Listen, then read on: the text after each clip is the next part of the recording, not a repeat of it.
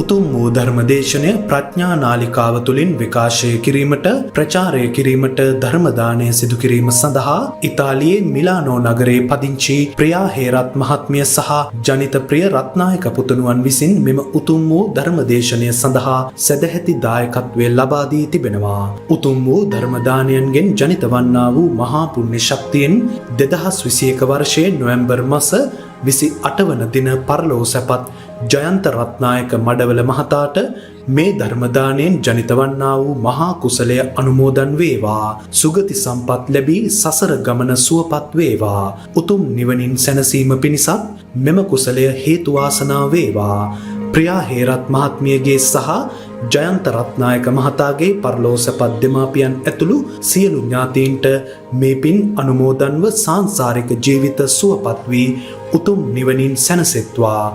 ජනිත ප්‍රිය රත්නායක පුතණුවන්ගේ අනාගත ජීවිතය ਸਰව ප්‍රකාරයෙන් සාර්ථක වීම පිණිසද මේ පුණ්‍ය කුසල ශක්තියින් හේතු පාරමිතාවක් වේවා. ගෞරවනීය දේශකයාණන් වහන්සේ ප්‍රධාන සියලු මහා සංඝ රත්නයට නිදුක් නිරෝගී සුවපත් භාවය හා දීර්ඝායුෂ ලැබේවා. සියලු දෙවියෝ මේ පින් අනුමෝදන්ව අප රටත් ලෝකයත් වසංගත උවදුරින් ආරක්ෂා කරත්වා. මේ උතුම් පුණ්‍ය ශක්තිය සියලු දෙනාටම නිර්වාණ අවබෝධය පිණිසම උපනිශ්‍රය වේවා කියා බලාපොරොත්තු වෙනවා. එසේම වේවා කියා ආශිර්වාද කරනවා. නමෝ තස්ස භගවතෝ අරහතෝ සම්මා සම්බුද්දස්ස. නමෝ තස්ස භගවතෝ අරහතෝ සම්මා සම්බුද්දස්ස. නමෝ තස්ස භගවතෝ අරහතෝ සම්මා සම්බුද්දස්ස. උපාදානේ බයං දිස්වා ජාති මරණ සංභවේ අනුපාදාය මොක්ඛන්ති ජාති මරණ සංඛයේති. ධර්මානුශාසනාවෙහි සදහැවර අනුග්‍රහක දායකත්වයේ දරන්නා වූ අය ඇතුළු මේ මොහොත අපට සවන් දීම සඳහා ඉඩ කඩමින් කරගත්තා වූ සදහැවතුනි, අනුග්‍රහක බවතුන් සසර ගමන නවතන ක්‍රමයක් දේශනා කරන සේක්වා කියලා තමයි ආරාධනාව ලියලා තියෙන්නේ. ඒ නිසාම තමයි අර සසර ගමන පිළිබඳ තියෙන ගාථාවක් ගත්තේ. සතර ගමන සිදුවෙන හැටි දෙක මේක තිබෙනවා. සැබවින්ම මේ සමාජයේ තේරුම් ගන්න ඕන, ඔබට මීට පෙර දවසේ හෝ අද උදෑසන හෝ සවන් දුන්න ධර්ම දේශනාව සවන් දුන්නා නම් මේකෙත් තිබුණා මේ කතාව පැහැදිලිව. සසර ගමන හැදෙන්නේ කොහොමද කියලා. මම ගාථාවකට අවධානය යොමු කරනවා ඔබට. යතාපි නාම ජච්ඡන්தோ තත් නරෝ අපරිනායකෝ. ඒකදා ඇති මග්ගේන කුම්මග්ගේන යාති ඒකදා කියන උපමාවට. උපතින් දැස් නැති ජාත්‍යන්තයාට පාරන් පෙන්වන්න කෙනෙක් නැත්නම් ඔහු එක දවසක පාරේ එක දවසක කැලේ යනවා. මුක්ඛුම් මග්ග කියන්නේ නොමග මග්ග කියන්නේ සමහරට අපි එයාගේ වස්ත්‍රයෙන් ගත්තාම නම් පාරේ තහ කැලේ. මොකද පාර කැලේ දෙකම හොයාගන්න බෑ. පාර පෙන්වන්න කෙනෙක් නැති නිසා දෙපැත්තටම යවෙනවා. මේ උපමාව කොතරම් බරපතලද කියලා හිතලා බලන්න ඕන. අන්න ඒ වගේ කියලා කියනවා සංසාරයේ සරන් බාලෝ. සසර සැරිසරන්නාට උන්වහන්සේ නුවණැත්තෙක් කියන්නේ බාලයා කියලා කියනවා. තතෝ අපරිනායකෝ. අර අන්ධයාට පාර පෙන්වන්න කෙනෙක් නෑ වගේ සසර සැරිසරන පුද්ගලයාට බුද්ධාදී උතුමන් තමයි සසරින් නිදහස් වෙන හැටි කියලා දෙන්නේ. ඒ මගයි ඒ තිබෙන්නේ. නමුත් එහෙම කෙනෙක් නැති විට සසර ගමන නවතන කියන වචනයට වඩා තව වචනයක් මම එකට දෙන්නම් ඉදිරියේදී. කරෝති ඒකදා පුඤ්ඤං අපුඤ්ඤම්පිච ඒකදා. එක දවසක පින් කරනවලු, තව දවසක පින් පව් කරනවලු. එතකොට මේ පව්පින් කිරීම යනු බුදුන් වහන්සේට පෙර කාලේ පවා තිබිච්ච දැනුත් තියෙන මිනිසා විසින් තෝරාගත්ත එකට වඩා එකක් හොඳ ක්‍රමයක් කරුණාම ඒක සසර ගමන නවතන මඟ නෙවෙයි. අදටත් ඔය අනාගත බුදුරජාණන් වහන්සේ ශාසනයේ නිවන් දකින්න යන කට්ටිය පින් කරන්නේ සසර ගමන නවතන්න නෙවෙයි යන්නනේ. ඒ දක්වා යන්න. ගිහින් එදාට බුදුන් වහන්සේ කියලා දෙන්න ඕන සසර ගමන නවතන හැටි එයාට. නමුත් අපේ බුදුන් වහන්සේ සතර ගමන නවත්තන්න හැටි කියලා දීලා තියෙනවා. ඒක අපිට වැදගත් නෑ අපේ අයට බොහෝ දෙනාට. ඒ බුදුනුත් මරලා ධර්මයේත් මරලා ඊට පස්සේ සතර ඇවිදින්න පාරක් තමයි හදා ගන්න ඕන වෙලා තිබෙන්නේ. එහෙනම් අපිට තේරෙන්න ඕන මේ භවගාමී මාර්ගය කුමක්ද? භවගාමීත්වය හැදෙන්නේ කෙසේද? භව නිරෝධගාමීත්වය කෙසේද? සත්වයා භවගාමී බුදුන් වහන්සේ ලෝට පහළ වෙලා හොයාගත්ත දේ තමයි එකම දේ භව නිරෝධගාමීත්වය. භවගාමීත්වය උන්වහන්සේ දේශනා කරන්න ඕන නෑ. මිනිසුන් කරගෙන හිටියා. නමුත් භවගාමීත්වයේ දුක් විපාක නැත්තම් විචිත්‍රත්වය විවිධත්වය උන්වහන්සේ පෙන්නනවා. කොහොමත් භවගාමී. නිමාවක් නොවන භවගාමීත්වයක් පෙන්වන්නේ. ඒක එක තැනකින් ඉවර නෑ. තැනින් තැනටත් යන්න පුළුවන්.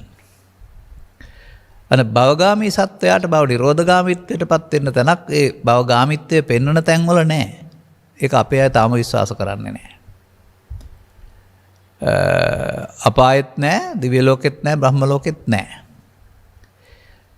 භව නිරෝධගාමීත්වය වල නම් මිනිසුන්ට කරන්න ඕන. ඒක සසර ගමන නවතන කියනට වඩා වචනයක් ගනිමු අපි දුකින් මිදෙන මඟ. මොකද මේ ජීවිතයේදීම දුක් කෙලවර කරගන්නේ කියලා තමයි පෙන්වන්නේ බුදුන් වහන්සේ උගන්වපු දේවල්. එහෙනම් ඒ දුකට හේතු තැබීමෙන් සසර ගමන හැදෙනවා කියලා මට හිතෙන්නේ. මම මෙන්න මෙතන හොඳ වචනයක් තියෙනවා මට කියන්න. උදේට ඉර පායලා බැහැලා යනවා කියන එක අපි හැට වෙන මට්ටමින් සත්‍යයක් කියලා ගන්නකො හෙටත් ඒක අනිද්දාත් ඒකනේ.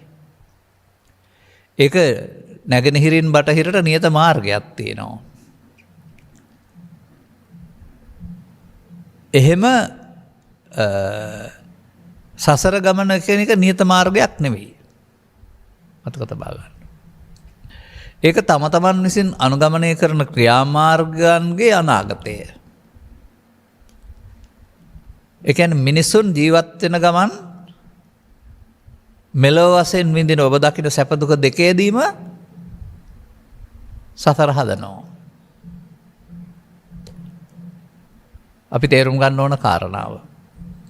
මේ කරන හරි වැරදි දෙකේදීම මිනිසා සසරක් නිර්මාණය කරගන්නවා. අනේ නිර්මාණය කරගන්නා වූ සසර නිර්මාණය නතර කරන්නට එක තමයි සසර ගමන නවතන මඟ. කොහොමද සසර හැදෙන්නේ කියලා තේරෙන්න ඕන. කවුරුත් මෙලවින් යන විට මෙහි කය දමා යන වරුණව දෙපයින් පරලෝ යන්නේ නැහනේ. පෙට්ටියෙන් ආදානාගාරයේ සහ බොමදානාගාරයට ගාට ගියාට ඉතින් පොළොවට පස් වෙනවා එහි යන්නේ ආයේ. නමුත් මිනිසා සමස්තයක් වශයෙන්ම ජීවිතේ එතනින් කෙලවර කරන්න කැමති නෑ. ඔහු ඊට යට තියනවට කැමතියි. ඒ නිසා තමයි සදාකාලික ස්වර්ගයක් හරි නිරයක් හරි දිව්‍ය ලෝකයක් හරි අපායක් හරි ආත්මේ බ්‍රහ්මණයත ඔය මොනවා හරි හැම ආගම් වල හදලා තියෙන්නේ තව එහාට තියනවට කැමතියි. තියනවට කැමති නම් නවත්තන්න ඕන නෑ. මොකද උන්ට සසර සාර නිසා තියනවට කැමතියි. ගමන නවත්තන්න සසරේ නිස්සාර භාවය, අනතුරුදායක භාවය, ගැලවීමට ඉඩක් නැති බව, අනාථ භාවය තේරෙන්න ඕන. ඒ ගොහින් අතරමං නොදන්න පාරක ගිහින් අතරමං වෙනවට වඩා ඉන්න තැන හොඳයි කියලා නතර වෙන එක වගේ අන්න එහෙම කරුණක් තේරෙන්න වෙනවා. ඒ මිනිසාගේ කැමැත්ත තම තමන් මේ ලෝකේ ජීවත් වෙන්න ගියාපුවාම හිමි කරගන්නා වූ අත්පත් කරගන්නා වූ දේවල් තමන්ගේ කියන හැඟීමෙන් තියාගෙන ඉන්නවා වගේම අතහරින්නත් කැමති නෑ. එහෙනම් වුන් කැමති වෙනවා මෙහෙන් අතහැරුණාට එහෙන් හම්බ වෙනවා නම් ක්‍රමයක්. අන්න එහෙම මුලාවක් තුළ තමයි කෙනෙකුට සසර ඕනේ වෙන්නේ. සසර හැදෙන මඟ පිළිබඳව මනවින් පැහැදිලි කරපු උත්තමයා තමයි තථාගත බුදු පියාණන් වහන්සේ. එතකොට තමන් විසින් අනුගමන කරන ක්‍රියාමාර්ගයේදී සසර තුන් පැත්තකට හැදෙනවා. හැමෝටම නෙමෙයි එක්කෙනෙකුට එක පැත්තක්. නැත්නම් සසර හැදෙනවා තුන් පැත්තෙන් එක පැත්තකට යන්න වෙනවා. ජීවිත අවසානයේදී. එතකොට ඒක හදාගත්ත සසරකට යාමක් කරනවම තියෙන සසරකට යාමක් කියලා කියන හිතන්න එපා. දැන් අපේ බෞද්ධයෝ තාමත් හිතන්නේ පොළොවට අපාය තියෙනවා, අහසේ දිව්‍ය ලෝකෙ තියෙනවා, බ්‍රහ්ම ලෝකෙ තියෙනවා, අපි එහෙ යනවා කියලා. හදලා තියෙනවා ඒ කොන්ක්‍රීට් වනාන්තර. මේවා දැක්ම ගැඹුරු කරගන්න ඕන. ලෝකෙ කොහෙද තියෙන්නේ කියලා තේරුම් ගත්තාම ඔබට ඔහෙ තියෙනවා කියලා හිතෙන්නේ. හොඳයි මම ඔබෙන් අහනවා ප්‍රශ්නයක්. ඔබට නිින්ද ගියාම ලෝකයක් තියෙනවා ඒක කොහෙද තියෙන්නේ? කල්පනා කරලා බලලා උත්තරයක් දෙන්න තනියම හරි. ඒ ලෝකේ තව කාටවත් තියෙනවද? ඒ හීනේ තව කාටවත් පේනවද? එතකොට ඒක තව කාගේවත් එකක්ද ඔබ හදාගත් එකද? ඔබ මව්පියන් හෝ දූ දරුවන් හෝ තරහ මරහ ආශ්‍රයෙන් හදාගත්තාම යම් දෙයක් පස්දර වැහෙනකොට අතෙන්ද වැටෙනවා. ඒ ලෝකෙට මේ ඉරහඳ ඕන නෑ, මේ අවුවැස්ස ඕන නෑ, මේ දේශපාලනය ඕන නෑ, මොකක්වත් ඕන නෑ. එළි වෙනතුරු ඒ ලෝකේ සැප දුක ඔබට විඳ හැකියි. එතකොට සිහින ලෝකය කියන්නේ ඔබ මෙහෙන් හදාගත් එකක් නෙවෙයිද? අනිත් අයට ඒ සිහින ලෝකේ නෑ. ඒක ඇඳේ දෙන්නෙක් හිටියත් දෙන්නගේ හීන ලෝක දෙක. එතකොට මෙහි ලෝකේ ජීවත් වෙන ආකාරයට නේද සිහින ලෝකේ හැදෙන්නේ. අන්න ඒ වගේ මේ ගත කරන ක්‍රියාමාර්ගය තුළ බාහිර ලෝකෙත් එක්කලා සම්බන්ධ වීම තුළ ආධ්‍යාත්මික ලෝකයක් හැදෙනවා. ඒ ආධ්‍යාත්මික ලෝකේ තියෙන තැප දුක විඳින්න බාහිර ලෝකේ වස්තු මොකක්වත් ඕනේ නැහැ. ඉරහඳ ඕනෙත් නැහැ, යාන වාහන ඕනෙත් නැහැ. මොකක්වත් ඕනේ නැහැ ආපහු. එහෙම තේරුම් ගන්න නැහැ සමාජය. ඒක තමයි උදාහරණයක් වශයෙන් පෙන්වුවේ නොපෙනෙන පරලෝට වඩා ඔබට ඔබේ ලෝකේ මෙලෝ වශයෙන් කරන කටයුත්ත තුළ සතුටින්ද මේ යන්නේ, දුකින්ද මේ යන්නේ, බයෙන් නිින්ද යන්නේ, සතුටින්ද නිින්ද යන්නේ, දුකින්ද මේ යන්නේ, නිින්ද යන්නේ, ලෙඩ වෙලාද නිින්ද යන්නේ. ඒ ආකාරයේ ලෝකයක් නේද තියෙන්නේ. ඒක කොහෙද තියෙන්නේ? ඒක ඔබේ සිතේ විතරයි තියෙන, වෙන කොහෙවත් නැහැ. නමුත් ඒකේ ඔබට මගුල් ගෙදරට කෑම හම්බ වෙයි, දඬුවමට නම් දඬුවම සතා සතුන් ඔක්කොම ඉදී. මේ නිසා මේ ලෝකෙට ආපු මිනිස්සුયો මේ ලෝකේ ජීවත් වෙන්න දීලා තියෙන ඇහැකරනාසය දිවකය උදව් කරගෙන ආධ්‍යාත්මික ලෝකයක් හදා ගන්නවා. ආධ්‍යාත්මික ආයතන 6 දුක්ඛ සත්‍ය බව කිය යුතුයි. බාහිර ආයතන කියලා කියන්නේ රූප, ශබ්ද, ගන්ධ, රස හැම වෙන බාහිර ඒවාට. ඒවා නිසා ඒවා හඳුනා ගන්න පහළ වෙන්නා වූ දොරවල් 6 සිතට සිත ඇහැ, සිත කන, සිත නාසය. කියන්නේ ඇහැ නිසා සිත, කන නිසා සිත, සිත ඇහැ කන නාසය බවට පත් වෙනවා. ඒ සිත ඇහැ කන නාසය බවට පත් වුණාම ඒකට බාහිර ද්‍රව්‍ය ඕනේ නැහැ. අර සිහින ලෝකේ පේන හිතට මේ කන ඕනේ නැත්තේ, කියන්නේ මේ කෑම ඕනේ නැත්තේ, ඔක්කොම එහෙම තියෙනවා. අන්න එහෙම අපි විසින් හදා ගන්නා වූ ආධ්‍යාත්මික ආයතන 6ට වැටිලා තමයි පරලෝ යන්නේ. එහෙනම් සසර ගමන අපි හදන්න දන්නවා. දැන් දතාගතේ ඉගැන්වීම වලට අනුව කොහෙද යනවයි කියලා තියෙන්නේ? අපි පේන එකේ තියෙනවා සෝකායස වේදෝ පරම්මරණ දුක්ගතින් උප්පජ්ජති. කවදී මරණයෙන් පස්සේ අර හදාගත්ත නිසා හදාගත් එකට විපාක විඳින්න දුකට යනවා. දුගතිගාමීත්වයට.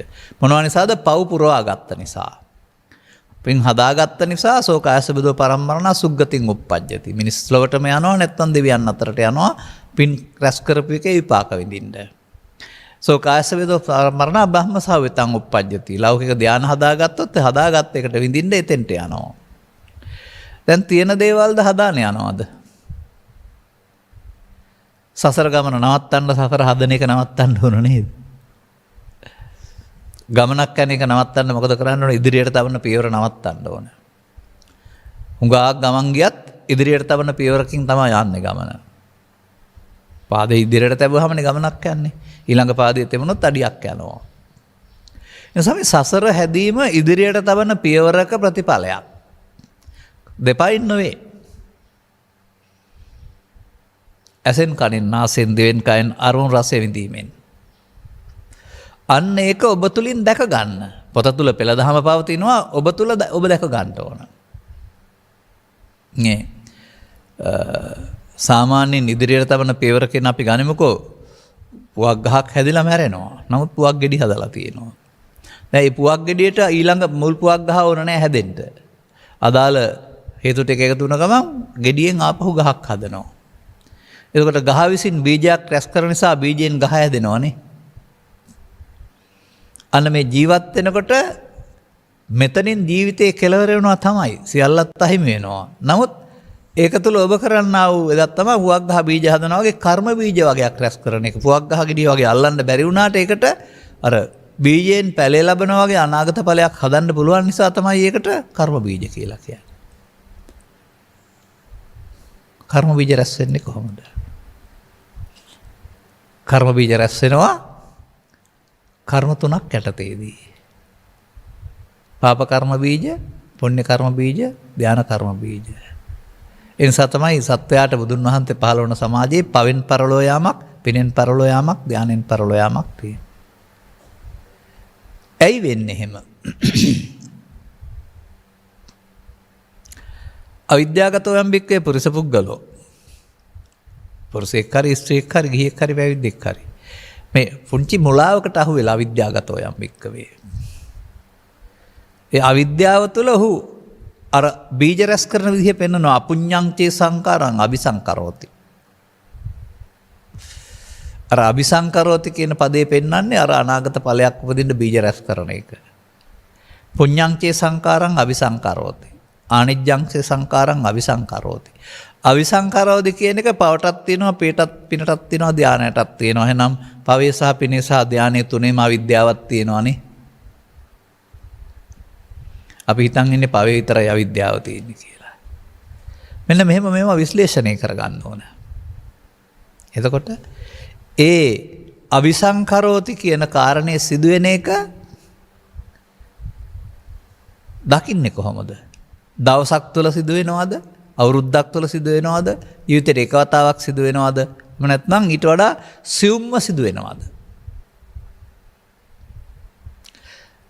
මානන් දකින්නවා එක සිදුවෙන්නේ ඇස තුළ, කන තුළ, නාසය තුළ, දිව තුළ, කය තුළ, සිත තුළ මොහොතක් මොහොතක් පාසා.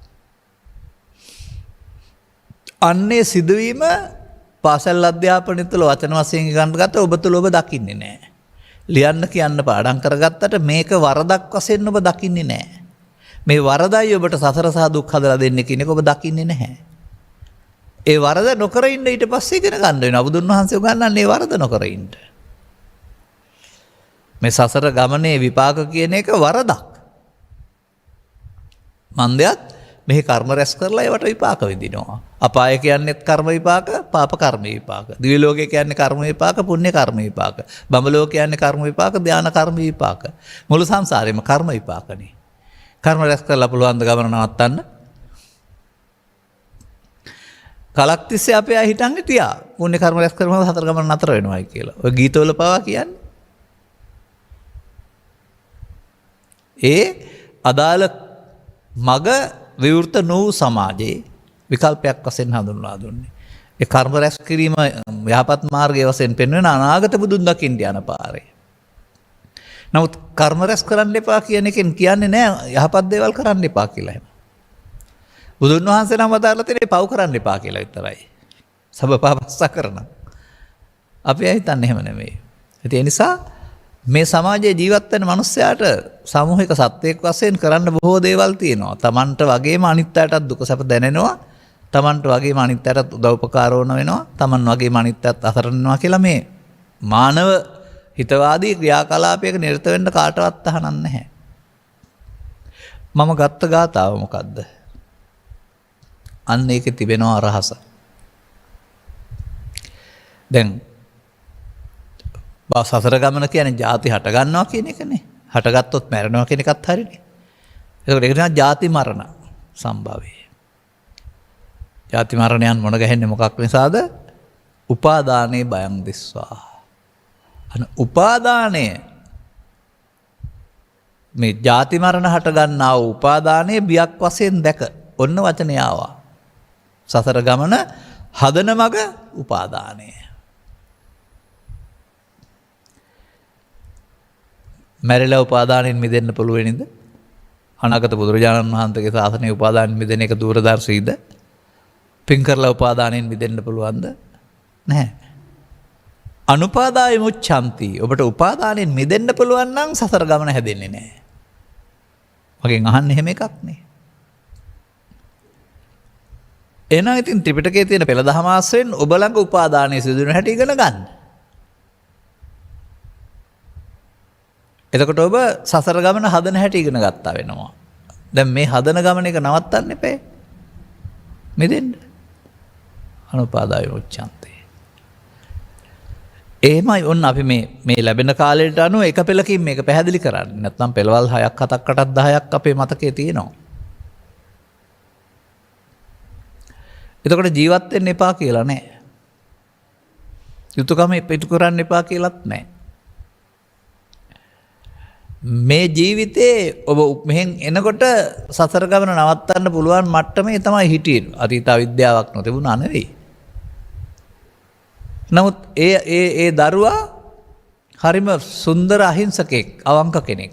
අම්මට තාත්තට බොරු කරන්නේත් නැහැ, ළමයින්ට බොරු කරත් නැහැ, ඇත්තම කියනවා. ඒ වගේම මත්පැන් බොන්නේ නැහැ, හොරකම් කරන්නේ නැහැ, මිත්‍යාචාරය හැසිරෙන්නේ නැහැ, බොරු කියන්නේ නැහැ. බලන්නකෝ මොනවක් කරනවද කියලා පුංචි දරුවෝ. පුංචි දරුවෝ ඒව කලේ නැති වුණාට ලොකු වෙනකොට තව જાති ටිකක් ඉගෙන ගන්නවා. නූගතා ගම කන පොඩි හොරෙක් වෙනවා, උගතා රට කන හොලක හොරෙක් වෙනවා. අන්තිමට බුදුදහම පවතින රටේ එළි වෙන්නේ පහුගිය කාලවකවානුව වල හැමෝම කරපුවා පට්ට හොරු විදිහට තමයි එළි වෙන්නේ. ඒ වචනේ සමාජයට මාධ්‍යයට ගැලපෙන්නේ නැහැ. නමුත් කිව්වේ නැත්තම් තේරෙන්නේ නැහැ. රජයට පසුගිය කාලේ පරිශන පවත්වලා මොනද එලි කරන්නේ? දිනුව සඳහා දීලා තිබෙන ආයතන ඔක්කොම කබාසීනියා කරපු හැටි. විදේශිකයෝ ඇවිදින් ඒවා කබාසීනියා කළාද? මම දන්නවා මගේ උපන් ප්‍රදේශයට කිට්ටුව තිබුණා 1968 වගේ කාලේ වෙනකොට විවෘත වුණ 65 70 කාලේ විශාල වේශකර්මාන්ත ආයතනයක්. විශාල පිරිසකට රැකියාව දුන්න සහ රෙදි දුන්නා. තුල්හිරේ පෙහ කම්හල. පස්සේ ඒක රජයෙන් ඊට පස්සේ පෞද්ගලික පැත්තට ගියා. අන්තිමා ඒක වහලා යන්න ගියා. බලපුවාම ණයයි බැංකුවට. ණය අරගෙන ඒ පාලකයෙක් 3-4 දෙනා හොරකම් කරුවාද? ඒකට ගියාය හොරකම් කරලා ඒක ඉවර කරාද? මා දන්න හැටියට නම් ඒකේ අයම තමයි ඒක හොරකම් කරලා ඉවර කළේ. ඔන්න අපේ බෞද්ධින්ගේ ඇත්ත ප්‍රතිපදාව. එම රටම මංගලොත් වෙන්නේ ඒක නිසා, වෙන මොකක්වත් නෙමෙයි ආයේ. බලන්න 100%ක් අවංක වෙලා ඔහොම වෙයිද කියලා. ගසා කන්නේ, හොරා කන්නේ, හොරට වැඩ කරන්නේ නැතුව බලන්නකො ජීවත් වෙලා මොකද වෙන්නේ කියලා. විස්මිත දියුණුවකටපත් වෙන්නේ නැද්ද කියලා. ඒ නිසා අපි එළියට පෙන්නන එකට වඩා මේ ඇතුළතින් අපි ළඟ තිබෙනවා ඉහවහන ආත්මාර්ථකාමීත්වය කියලා එකක්. මට මගේ බඩට, මගේ ගෙදරට, මට හම්බ වෙනවා නම් රට ගම ජාතිය ඕවා ඔක්කොම කබාසිනියා වුණාට කමක් නැහැ. එහෙම තමයි හිතන්නේ. අපි ඒ නිසා ওই පැත්තට වැඩි යන්නේ නැතුව බලමු මේ සතර ගමන හදන හැටි, ඔබ ළඟ සිදු වෙන හැටි. මේක තමයි ඔය පෙළ දහම කියලා කියන්නේ. ඒ පෙළ දහම වරදවා ගත්තාම සදහම් අනුගමනය කරන්න බැරි වෙනවා. එතකොට සසරට යන්න වෙනවා. එහෙනම් මේ බුදුන් වහන්සේ කියන්නේම තුළ සසර ගමන සිදු වෙන පෙළ දහමක් තියෙනවා, මිදෙන පෙළ දහමක් තියෙනවා. ඕක වචනෙන් දන්නවා ඉස්කෝලේ ගිය අය ඔක්කොම. නමුත් අනුගමනීය ප්‍රතිපදාවට එන්න ඕනේ පෙළ දහමට. ඒක දවසට සැරයක් හරි ජීවිතේට එක සැරයක් හරි නෙමෙයි. නැවත නැවතත් මේ පෙළේ යන්න ඕන. පාඩම් කරන්න ඕන නම් ළමෙක් පාඩම් වෙනකන් කට පාඩම් කරනවානේ. නැවතත්. අන්න ඒ වගේ නැවතත් මේ පෙළ දහමේ යන්න වෙනවා. මොකද මේ වැරදි පෙළ දහමේ නැවතත් ගිය නිසා. මේක තථාගතයන් වහන්සේ පැහැදිලි කරලා තිබෙන්නේ අතින් පයින් බාහිර ලෝකෙ සිද්ධ වෙන විද්‍යාවක් විදිහට නෙවෙයි. ඇසෙන් කනෙන් නාසයෙන් දිවෙන් කයෙන් සහ සිතෙන් උදව්වෙන් සිත තුළ සිද්ධ වෙන සිද්ධියක් විදිහට.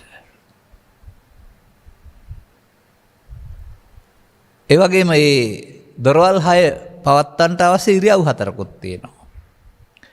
කොතරම් ඔබ ඉරියව් පැවැත්වුවත් බුදු සමය ඉගැන්වීම වලට අනුව ඔබ ජීවිතේ පවත්වන්නේ ඉරියව් 4යි. නිින්ද ඇරුණාට මෙහා පැත්තේ ලෝකේ. දැන් මම මෙතන වාඩි වෙලා ඉන්නවා.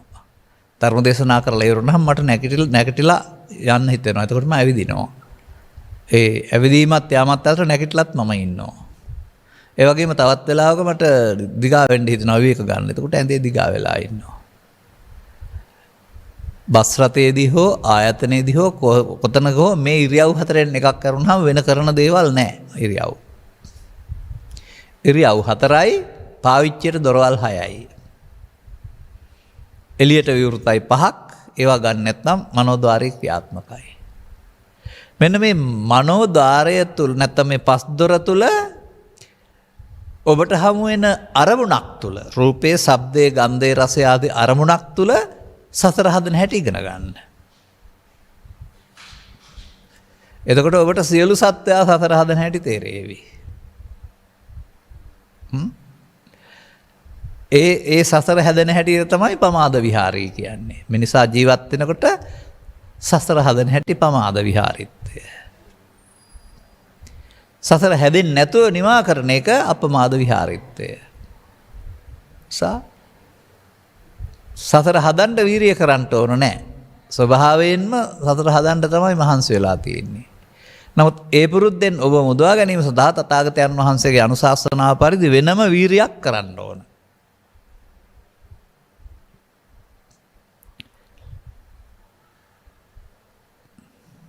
මේ පිළිබඳව අපි ඔකහත් පැහැදිලි කරලා තිබෙන්නේ එක දවසක් එක වතාවක් එහෙම නෙවෙයි. ඒ වගේම ත්‍රිපිටක ග්‍රන්ථවල එක තැනක නෙවෙයි තිබෙන්නේ. සලායතන වර්ගය ගත්තොත් එක ආකාරයකට දොරවල් 6 මුල් කොටගෙන. කන්දක වර්ගය ගත්තොත් පංචස්කන්ධය මුල් කොටගෙන. වෙනත් ඒවා ගත්තොත් ඒ වගේ යම් යම් රීතීන් මුල් කොටගෙන ඒවමයි පැහැදිලි කරලා තිබෙන්නේ. ඔබට අපේ ධර්ම දේශනා ගණනාවක් ඇහුවොත් හරි පොතක් කියවුවොත් හරි එකම දේ තියෙනවා වගේ පෙනෙයි. එකම දෙයයි. එකම දෙය නෙමෙයි දේවල් දෙකයි තියෙන්නේ. ඔබ තුළ සිදුවෙන දේවල් දෙකක් බුදුන් වහන්සේ පොතේ පෙන්නනවා. එකක් ඔබ තුළ සිදුවෙන ප්‍රමාද විහාරීත්වයවත් සතර හදන්න හේතු ඉතුරු කරන මග. ඒ වරද දැක්ක පුද්ගලයාට එයින් මෙදෙන්න සතර හදන්න නැතුව අවසන් කරන මග.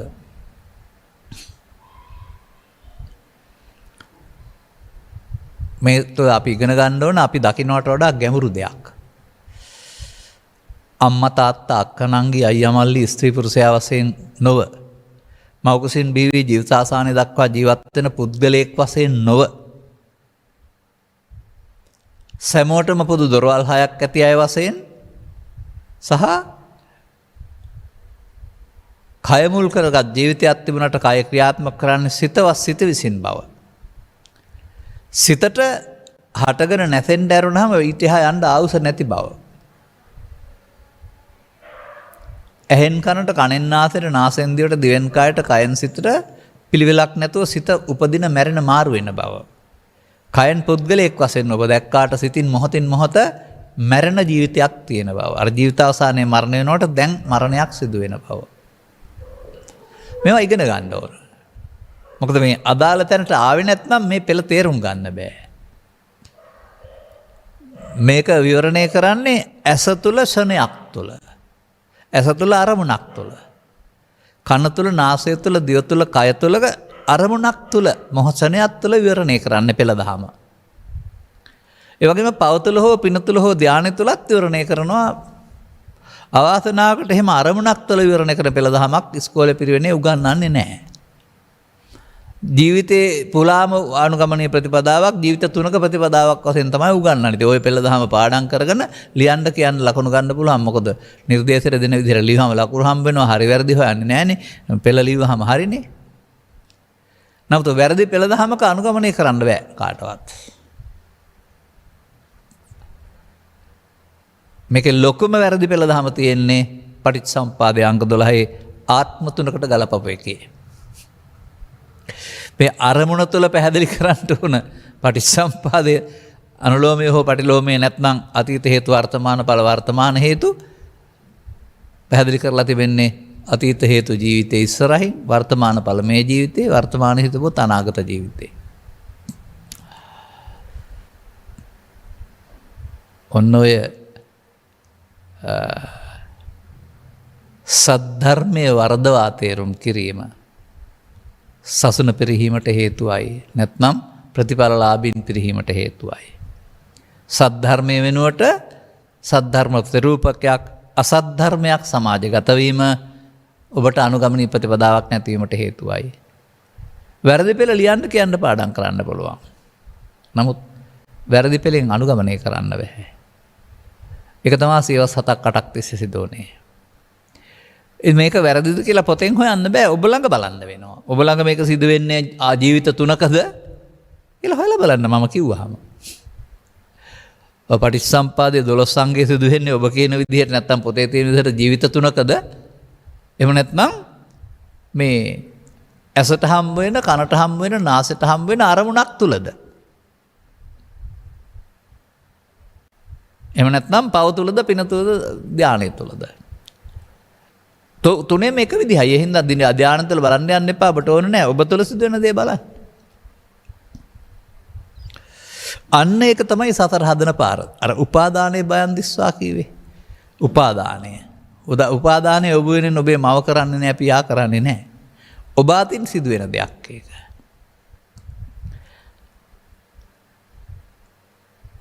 එතකොට උපාදානය කියන එකේ තේරුමම සසරට බැඳෙන කියන එක.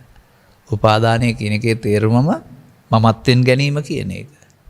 එතකොට ඒ මමත්වෙන් ගැනීම ඔබ අතින් සිදුවෙන වරදක් වශයෙන් තමයි තථාගතයන් වහන්සේ පෙන්වන්නේ. මඤ්ඤ මානෝ මමත්වෙන් ගැනීමෙන් මායයට බැඳේ. අන්න සතර හදන හැටි. ඒක ඔබට හරිද? ඔබ ළඟ සිදු වෙනවද? පිළිගන්න ඕනේ බුදුන් වහන්සේ වදාළ නිසා පොතේ තියෙන නිසා නොහෝ අප කියන නිසා නොවේ. ඇත්තනේ මේක මගේ ළඟ වෙනවනේ කියලා දකින්න ඕනනේ. ඒකට ඔබට ඔබ මව්කුසින් බිවි ජීවිතාවසානයේ දක්වා ජීවත් වෙන පුද්ගලයෙක් වශයෙන් දකින්න නැතුව ඒ පුද්ගලයා තුළ ඇසෙන් කනට කනෙන් නාසයට නාසෙන් දිවට දිවෙන් කායට ඉපදෙන සිතක ඉපත මරණය ඔබේ ආයු කාලයේ බවත්. ඒ සිතක් වීති වශයෙන් ෂණ වශයෙන් 18කට බෙදන්නේ නැතිව කර්තව්‍ය වශයෙන් කෘත්‍ය වශයෙන් 5කට බෙදලා බලන්න. එවන් කරන කෘත්‍ය තියෙනවා. දැන් ලෝකේ හඳුනා ගන්නට ඇස කෘත්‍යයක් කරලා දෙනවා. මොකද බාහිර දේවල් වල සෙවණැල්ල එතෙන්ට වටලා රූපයක් හදලා දෙනවා. එතකොට ඒක ඒ රූපය හඳුනා ගන්න කෘත්‍යයක් තියෙනවා. ඇස තුල රූපේ හඳුනා ගන්න. එතකොට ඒ හඳුනාගත්ත රූපය විඳීමේ කෘත්‍යයක් තියෙනවා වේදනාවෙන්. ඒක රූප සංචේතනාවක් වශයෙන් නැත්නම් රූපයක් වශයෙන් හැඳිනීමේ කෘත්‍යයක් කරන සංඥාවෙන්. ඒකට අදාළ කැමැති අකමැති හරි වැරදි අගයන් එකතු කිරීමක් වෙනවා සංඛාරයෙන්. මේ රූපයෙන් කරපු දේ, වේදනාවෙන් කරපු දේ, සංඥාවෙන් කරපු දේ, සංඛාරයෙන් කරපු දේ වෙනසක් නැතුව හඳුනා ගැනීම කෘත්‍ය කරනවා විඥාණයෙන්.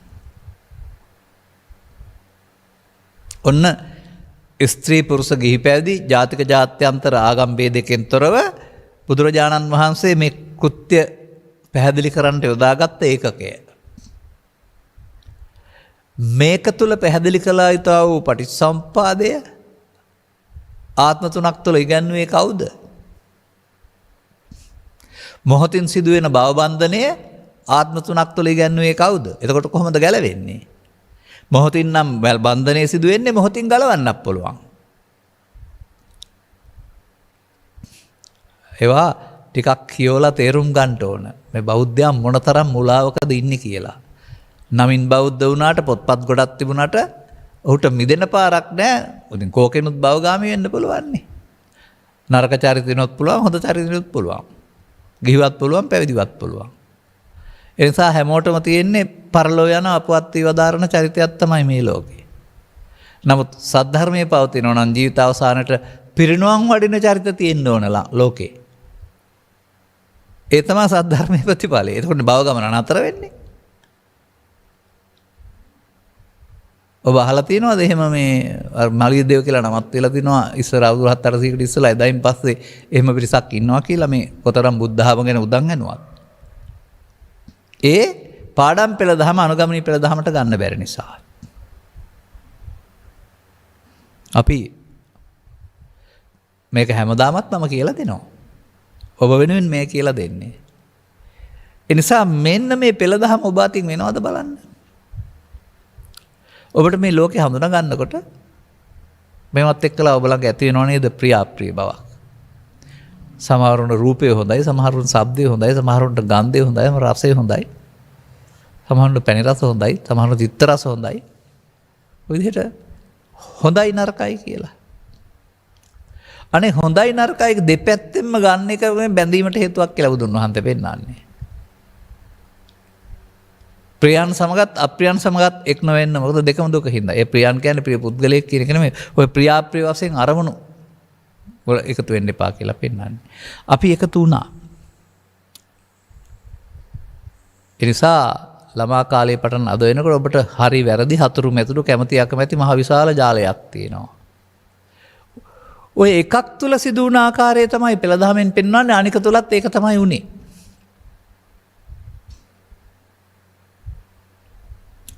මෙන්න මෙහෙම ජීවත් වෙන්න ගියාපුවම ලෝකේ හඳුනා ගන්නට ලෝකේ දකින්නවා කිව්වා වෙනුවට ලෝකේ දකින්නට ඔබේ අතීතය උදව් වෙනවා.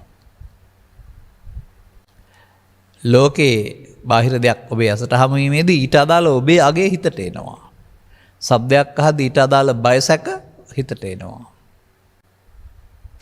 ඒ සිතට එන්නේ ඔබ තියපුවා.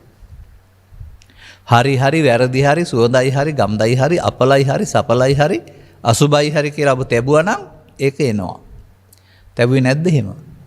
තැබුවා. කොහොමද තැබුවේ? වුණා කෑ ගහන එක අපලයි. වල්ලෙක් කනපුරු ගහන එක අපලයි.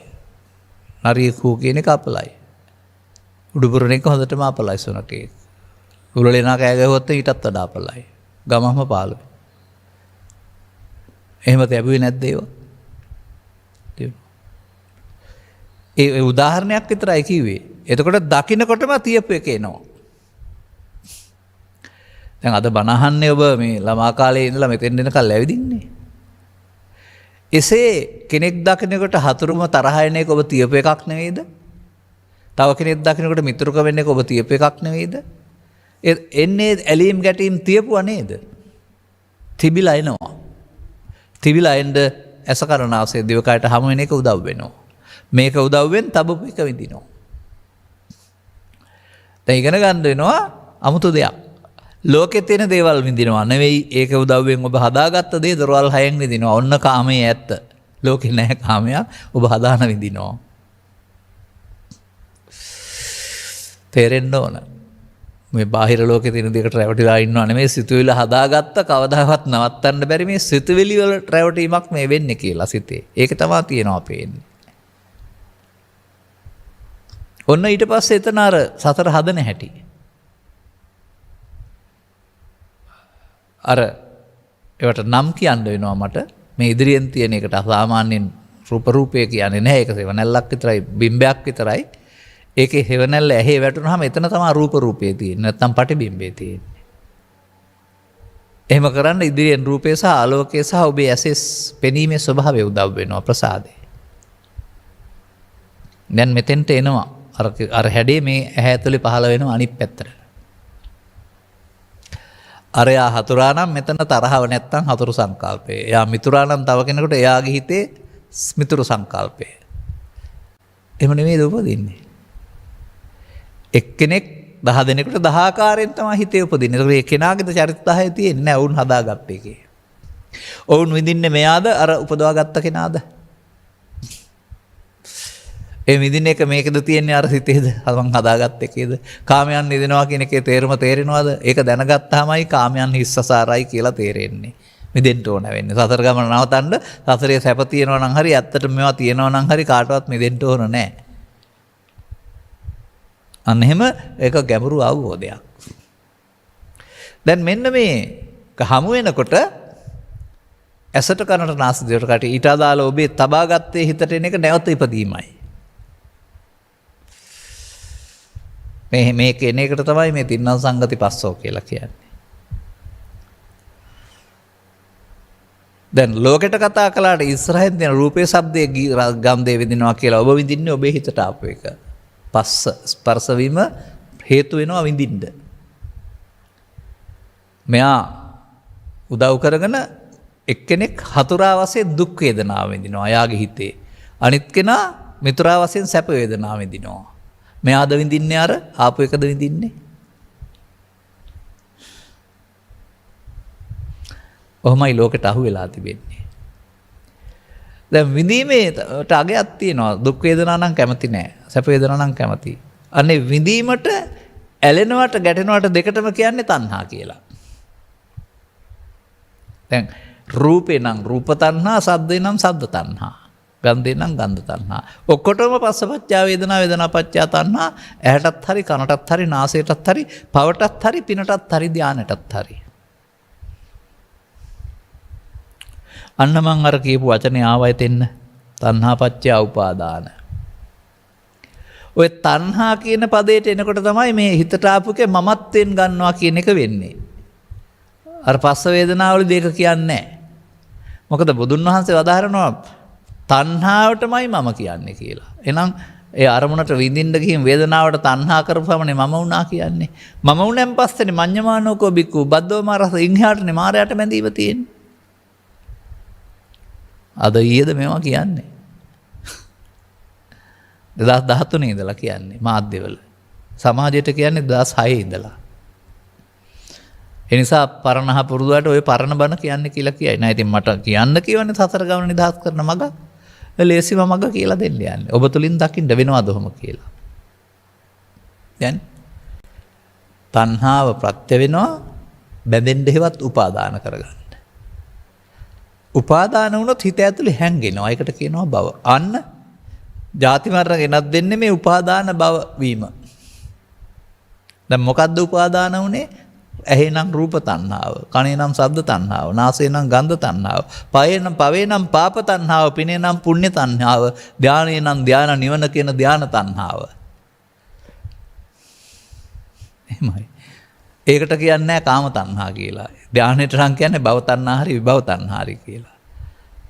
මේ කාම තණ්හාව රූප ශබ්ද ගන්ධ රස පොට්ටබ්බ ධම්ම වශයෙන් 6කට බෙදෙනවා.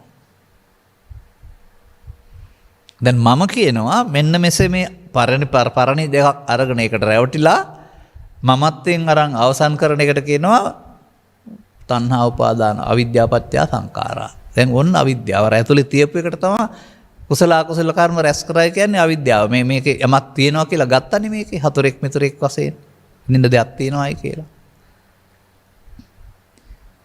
ඒ කියන්නේ මමත්වෙන් යුක්ත කරගත්තා.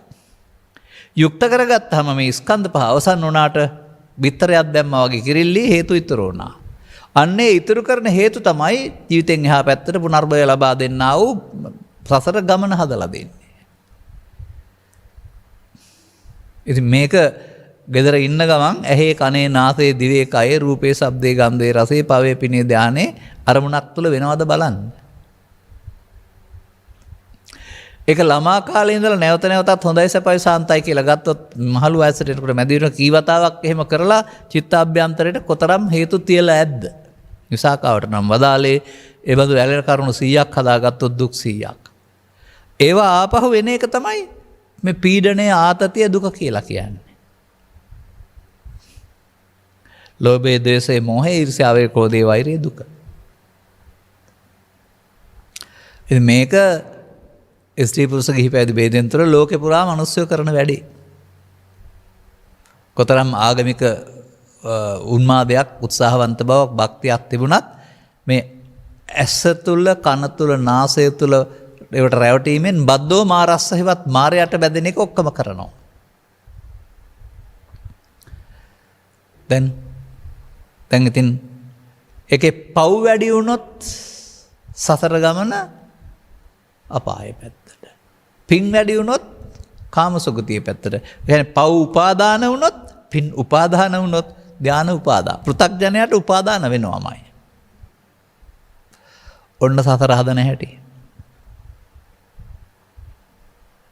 දැන් මේ වැඩේ කරලා තියෙන්නේ. දැන් ඕන මොකද්ද? දැන් එහෙනම් මෙදින හැටි ඉගෙන ගන්න. නවතන හැටිනේ අහන්න ඕන. දැන් අරකේ පෙන්නනවා මමත්වෙන් ගත්තොත් සසරට බැඳේ මඤ්ඤමානෝකෝ බික්කුබ්බද්දෝ මාර. හැබැයි මමත්වෙන් ගත්තේ නැත්නම් සසරෙන් මිදේ. ඉතින් සසර නවත්තන හැටි මමත්වෙන් නොගන්න එකනේ. උපාදානය කරතොත් සසරෙන් මිදේ. උපාදානය කරගත්තේ නැත්නම් උපාදානය කරගත් සසරට බැඳේ. උපාදානය කරගත්තේ නැත්නම් සසරෙන් මිදේ. කරන්න ඕන වැඩි උපාදානය කරගන්න නැති එකනේ. එහෙම කීවට තේරෙන්නේ නැහැ එන්න බෑ තැනට.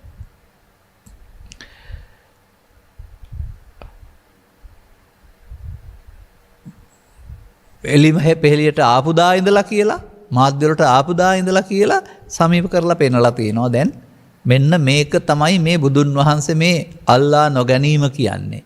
මෙන්න මේක තමයි අප්‍රමාදය කියන්නේ කියලා පෙන්නලා තිබෙනවා. ඕනෑම ධර්ම දේශනාවක් ගත්තාමත් අදාළ පෙළ ඔස්සේ පෙන්නලා තමයි නැගිටින්නේ. දැන් නැවත නැවතත් මේ සිතට එන සිතුවිල්ලට කෙනෙක් දෙයක් තැනෙක් හතුරෙක් කොට සරකලා අර පස්සේ ගණ්ඩ තැබ්බුවොත් ඇලීමෙන් ගැටීමෙන් තබන්නේ පස්සේ ගණ්ඩ. එතකොට නැවත උපදිනවට තමයි පස්සේ ගන්නවා කියන්නේ. නැවත ඉපදීමේ දුක මේ ජීවිතේ නම් ආපහු ලෝභ දේශම ඉපදිලා දුක් ගෙනත් දෙනවා. ජීවිත අවසානයේත් ඊට පස්සේ අදාළව නැවත ඉපදීම හමු වෙනවා. දැන් සතර ගමන නවත්තන්න නැවත ඉපදීම නවත්තන්න ඕනනේ. නැවත ඉපදීම නවත්තන්න නැවත උපදින්න තියෙන එක නවත්තන්න ඕනේ. තැබුණොත් නැවත උපදිනවාමයි. තියන්න නැතුව ඉන්නේ කොහොමද? අන්න ඒක තමයි භාවනාව නැත්තම් අප්‍රමාදේ නැත්තම් සතර ගමන නවත්තන පෙළ දහම. මතක තියාගන්න. බුදුන් වහන්සේටත් එහෙමයි, සාරිපුත්‍ර උත්තමයන් වහන්සේටත් එහෙමයි, මහා කාශ්‍යප උත්තමයන් වහන්සේටත් එහෙමයි, මටත් එහෙමයි, ඔබටත් එහෙමයි. මහ ලොකු දෙයක් තියෙනවා කියලා හිතනවාද? ඒකයි මේ පෙළ දහමට ප්‍රමාදී පෙළ දහමටත් ස්ත්‍රී පුරුෂ ගිහි පැවිදි ભેදයක් නැහැ. අපමාදවාදී පෙළ දහමටත් ස්ත්‍රී පුරුෂ ભેදයක් නැහැ. මේ කටයුත්ත ඔබ කරනවා. ප්‍රමාදවාදී පෙළ දහම. අරක කරන්න ඔබ ලේසියෙන් බෑ. ඒකට ආතප්ප කිච්ච කියලා එකකුත් තියෙනවා. තවන වීරිය කියලා එකක් තියෙනවා. වීරිය කියලා එකක් තියෙනවා. ඒ මේ වැරැද්දට එකතු නොවෙන්න දකින්න සිහිය කියලා එකක් තියෙනවා. අන්න එතෙන්ද ඒ වැරැද්ද සිදුවෙන තැනට සිහිය ගෙන ආපුවාම එයාට පුළුවනි වැරැද්ද නවත්තන්න. මම ඊ පෙරේද ලස්සන උදාහරණයක් කියනවා. කොහොමද හොයාගත්තේ කියලා හයි කවුරු හරි. මේ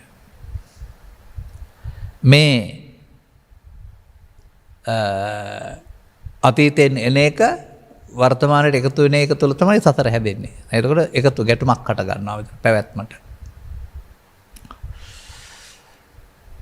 බුදුරජාණන් වහන්සේටත් ඕක මුණ දෙන්න සිද්ධ වුණා ඔය ගැටුමට. මන්දයත් උන්වහන්සේ ශාක්‍යකෝලී වංශික දෙගුණගෙම නෑදෑයෙක්. දෙවටම අයිති මාරු මව්පිය පාර්ශවයෙන්. මේ දෙගොල්ලෝ තමයි කතාවේ පෙන්නන රෝහිණී ගඟේ ජලය බෙදා ගන්න ගිහින් යුද්ධයකට අවතීර්ණ වෙලා කියලා. දැන් යුද්ධෙට ගියොත් දෙගොල්ලොම මැරෙනවා. දෙගොල්ලොම බේරෙන්න ඕන.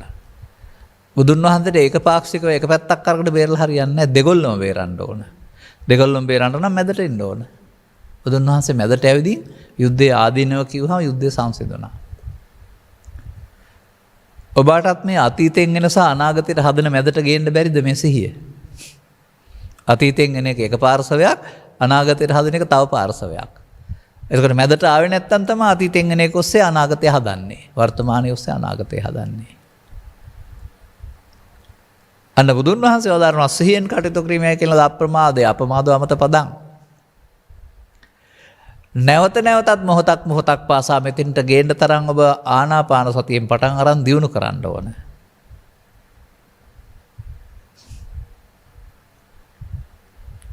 මොකද්ද දිනු කරන්න ඕන? සිදුවෙන දේ දැනීම.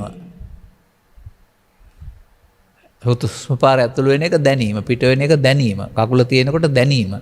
ඒක තියෙන එක නෙමෙයි සතිය කියන්නේ, දැනෙන එකට සතිය කියන්නේ. එතකොට එයාට නොදැනි කරන්න බැරුව යනවා අන්තිමට.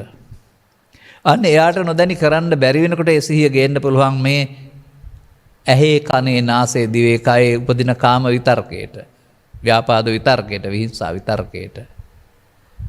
එයා ආවහම එයා අතීතයයි අනාගතයයි අතරට පනිනවා. එයා වළක්වනවා ඔබ.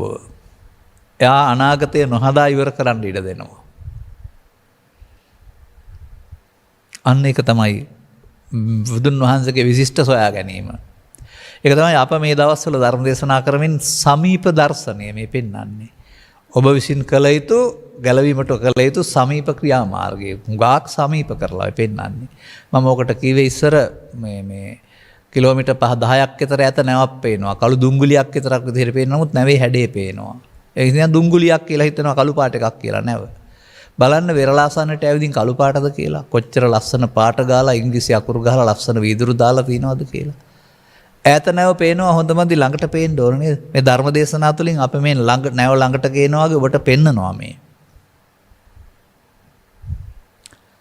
දැන් තේරුණා නම් ඕක තමයි බුදුන් වහන්සේ ඉස්සරහට ආපු අය ස්වාමීනි ඔබ වහන්සේ වදාළදී මට තේරුණා අද පටන් මම මේ වැඩේ පටන් ගන්නවා කියන එක තමයි ඔය අද පටන් මම තෙරුවන් සරණ ගතන උපාසක කෙනෙක්ට උපාසිකාවක් කොට සලකන දෙයක් කියලා නිකන් සරණං ගච්ඡාමි කියලා ගෙදර ගියා නෙමෙයි මම මේ ආපහු යන්න පටන් ගන්නවා දැන් කියලා ඒකෙන් තමයි කීවේ තේරුණාම අන්න ඔබටත් තේරෙවි දැන් හරි කියලා. ඔය දැන් රටේ ඉන්නේ එහෙම කරන අය.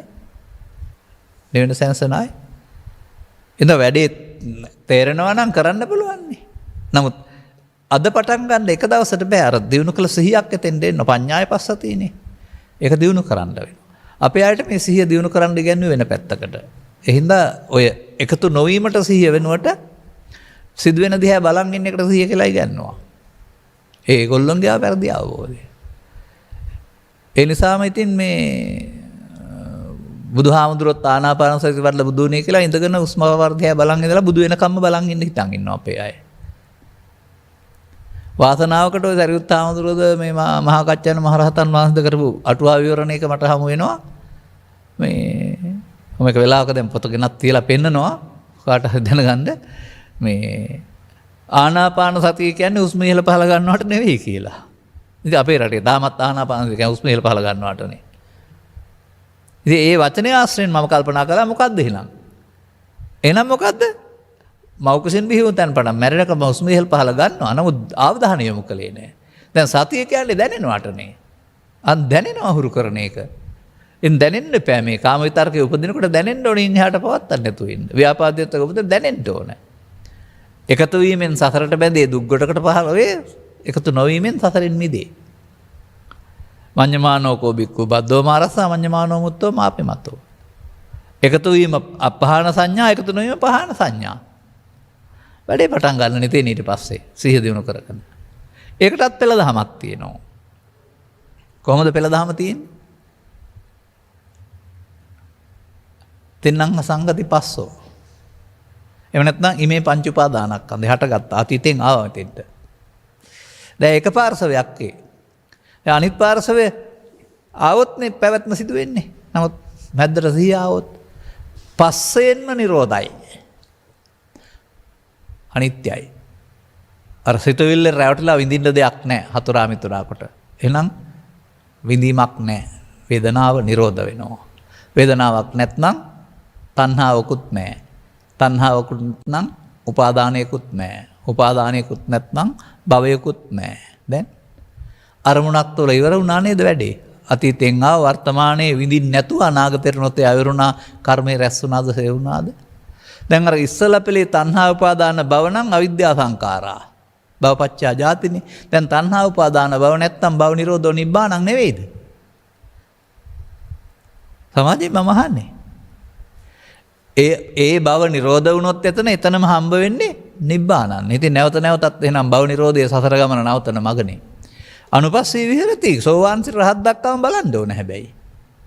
10000 කෝටි වතාවක්. වෙන මොනවද ඔය පැයකට එක දහම් පෙළක් අපි කතා කරන්නේ ඔය. එතකොට මේ සිද්ධිය පොතේ නෙමෙයි සිදුවෙන්නේ ඔබ ගාව සිදුවෙන්නේ ඇහි කනේ නාසයේ දිවේ කයේ ප්‍රසාදයන්ට ගැටෙනකොට ඒ වාසයෙන් අතීතේන එක. අතීතෙන් මිදෙන්න කියලා කියන්නේ. මොකද අතීතය යදතීතම් පහිනන්තම්. මැරිච්ච එකක් නේ ඔය. තරහව වෛරය කෝධය කියන්නේ අද එකක් පරණ සිතුවිල්ලක් නෙන්නේ. ඕක එකතු වුණාමනේ පවත්තන්නේ. එකතු නොවුනහම නිදහසක් හම්බ වෙනවනේ. ඉතින් එකතු වීමට කියනවා නිත්සුකාත් වශයෙන් බලනවා කියලා. එකතු නොවනවට කියනවා අනිදුක්ඛානාත් වශයෙන් බලනවා කියලා. එහෙම කියන්නේ නැහැ කවුරු. දැන් අන්න පෙළදහම. දැන් මොකද වෙන්නේ? භව ගමන මොහොතින් මොහොත නතර වෙන්න පටන් ගන්නවා. මොකද අර චිත්තාභ්‍යන්තරේ ඇවිදින් මැරෙනවා ඒවා. මේකට කියනවා කෙලස් නසනවා කියලා. මෙහෙන් තියන්නේ නැතුවම මේ පැත්ත හිස් වෙන්න ගන්නවා. ඉස්සර මේ පැත්තෙන් අරන් මේ පැත්තෙන් තිබ්බනේ රවුමක් නෙමෙයි. අතීතෙන් ගන්නවා වර්තමානයේ විඳිනවා අනාගතයේ විඳින තියෙනවා. ඉවරයක් නැහැ. දැන් අර ඉදිරියට තබන පියවර නතර වෙනවා. අර වේදනා තණ්හා උපාදාන භව කියන එක ඉදිරියට තබන පියවර. පස්ස වලින් එහා පැත්තට. දැන් පස්ස නිරෝධ නම් වේදනා තණ්හා උපාදාන නැහැ කියන්නේ ඉදිරි පියවර නැහැ. ඉදිරි පියවරක් නැහැ කියන්නේ සතර ගමන නතර වෙන්න පටන් ගන්නවා. දැන් කියනවා පටිසෝතගාමී කියලා.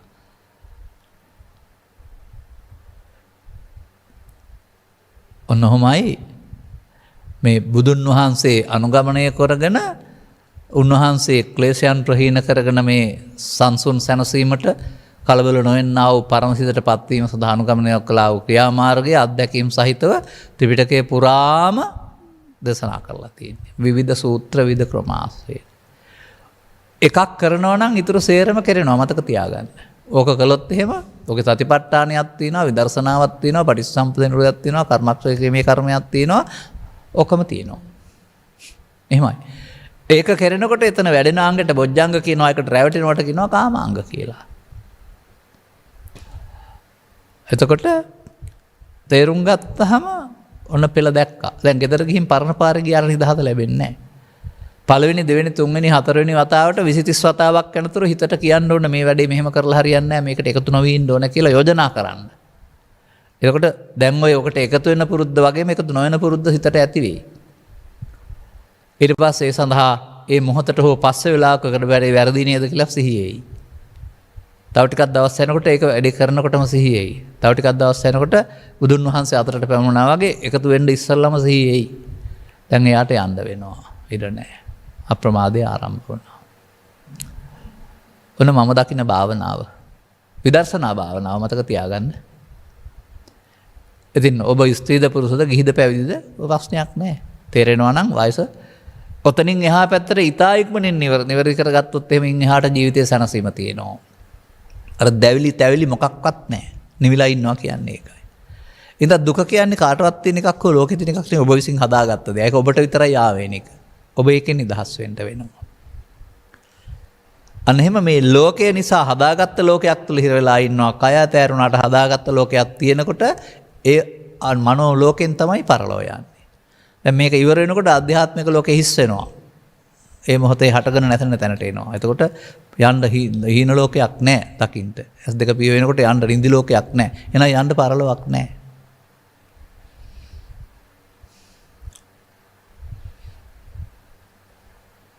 එහෙම ඒකට කියනවා ආර්ය මාර්ගය කියලා. හරි. අදාළ කරුණු තේරුම් ගනිමින් තවදුරටත් ධර්ම ශ්‍රවණයකට ලබාගත් ජීවිතේ මේ මොහොතේ මේ කඩන වැඩේ කරන්නට අවශ්‍ය අවබෝධය ලබා ගන්න ඔබ ශන සම්පත්තිලාභියෙක් ඔබට මේ කරුණු තේරුම් ගැනීම හේතු ආසනාව වේවායි කියන සුභාශිංසනය කරමින් මම ධර්මානුශාසනාව මෙසේ අවසන් කරනවා.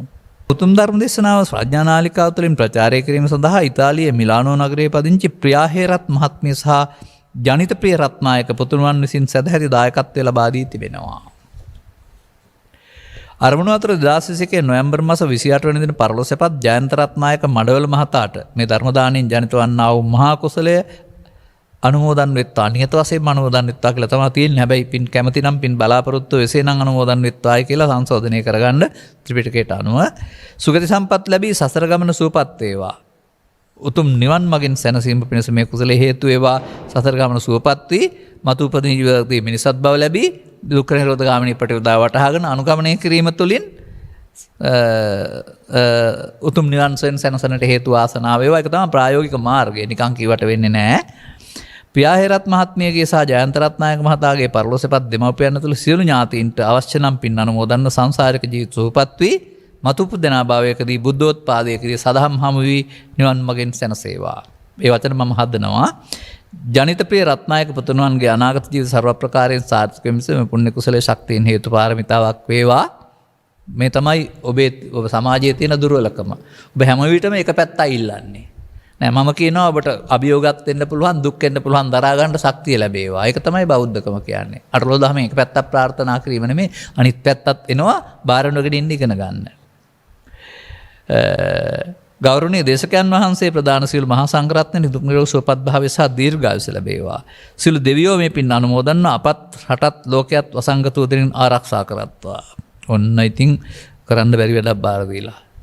මේ වෛද්‍යවරු එහෙම නෙමේ ඉන්ජෙක්ෂන් ගහලා මේ අපිනේ ආරක්ෂා කරන දෙවියෝ කොහොමද මේ කොරෝනා වසංගතෙන් අපි ආරක්ෂා කරන්නේ? අර මේ හොරකමක් කරලා කතරගම ගිහින් දෙවියන්ට බාර වුණා කියනවනේ කට්ටියක් අල්ලන්න එපා අපේ හොරලු අහුවෙන්න එපා කියලා. ඔව් සැරයක් දෙකක් කියන්න ඕන සමාජයට දැනෙන්න. හැබැයි අහු වුණා. ඒ කියන්නේ දෙවියන්ද බෑ හොරු පරිස්සම් කරන්න. මේ උතුම් පුණ්‍ය ශක්තිය සියලු දෙනාට නිර්වාණ අවබෝධය පිණිස උපනිශ්‍රය වේවා. එනිසා ඉටුවිය හැටි යහපත් බලාපොරොත්තු සඵල වේවා. ඒ සඳහා ශක්තිය ධෛර්යය ලැබේවා. දේශනා සංවිධානය කළ ධර්ම ශ්‍රවණය කළ පවුලේ අය සහ ඔබ හැමට මේ සසර ගමන නවතන මඟ මොහොතකින් සතර හදන්නත් පුළුවන්, නවත්තන්නත් පුළුවන්. ඒක තේරුම් අරගෙන අනුගාමී ප්‍රතිපදාවක් තුළ ලබාගත් ජීවිතයෙන් ලබන්න පුළුවන් උතුම් සැනසීම ලබන්න හේතු වේවායි ප්‍රාර්ථනා කරගන්න. සබ්බහිතයෝ වජ්ජන්තු සබ්බ රෝගෝ විනස්සතු මාතේ බවත් අන්තරායෝ සුඛී දීඝායුකෝ භව.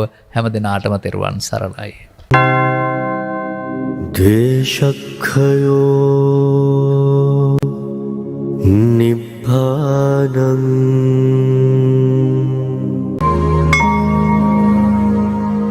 මේ උතුම් වූ ධර්ම දේශනය ප්‍රඥා නාලිකාව තුළින් විකාශය කිරීමට, ප්‍රචාරය කිරීමට, ධර්ම දානය සිදු කිරීම සඳහා ඉතාලියේ මිලානෝ නගරයේ පදිංචි ප්‍රියා හේරත් මහත්මිය සහ ජනිත ප්‍රිය රත්නායක පුතුණුවන් විසින් මෙම උතුම් වූ ධර්ම දේශනය සඳහා සදැහැති දායකත්වය ලබා දී තිබෙනවා. උතුම් වූ ධර්ම දානයන්ගෙන් ජනිත වන්නා වූ මහා පුණ්‍ය ශක්තියෙන් 2021 වර්ෂයේ නොවැම්බර් මාස 28 වන දින පරලෝ සැපත් ජයන්ත රත්නායක මඩවල මහතාට මේ ධර්මදානයෙන් ජනිත වන්නා වූ මහා කුසලය අනුමෝදන් වේවා. සුගති සම්පත් ලැබී සසර ගමන සුවපත් වේවා. උතුම් නිවනින් සැනසීම පිණිසත් මෙම කුසලය හේතු වාසනා වේවා.